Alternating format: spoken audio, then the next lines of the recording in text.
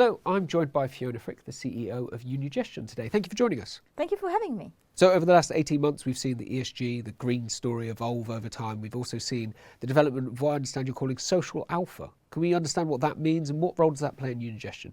What is interesting is that I have the chance of seeing clients around the world, and there has been an evolution of what is the fiduciary duty of asset management. And this evolution has been gradually coming in Europe, not so much in the US and not so much in Asia, but in Europe, the fiduciary duty of an asset management has become twofold. Is obviously to give the best performance adjusted to risk or in line with the target of the client for the assets he has given you to manage, but also to have a purpose for society.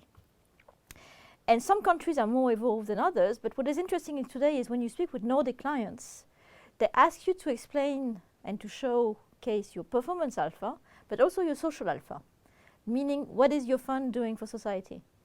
So obviously this is more for funds which have a sustainable angle or an impact angle, but it's quite interesting that in the literature or the financial literature of these clients, there is now a distinction between performance alpha and social alpha. You said it was Nordic clients driving that conversation. Is that becoming a broader concept? Do you think it needs to be a broader concept and come into more what asset management does generally?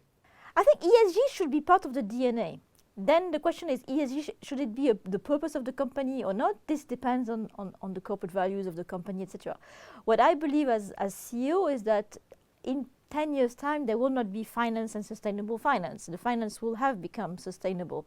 Let's hope so. And the idea is that ESG has to be an integral part of the investment DNA of a firm.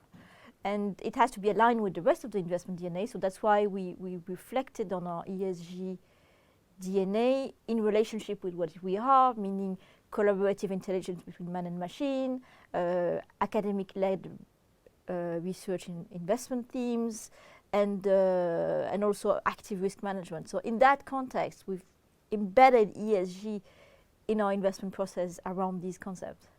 We're seeing more challenges come up, though. We've seen people like Tarek Fancy, who used to be at BlackRock, asking tougher questions, and some would say there needs to be tougher questions asked of what companies are doing. Is it useful to have those voices that make you check what you're doing, or would it help if more people were aligned and being more positive, let's say?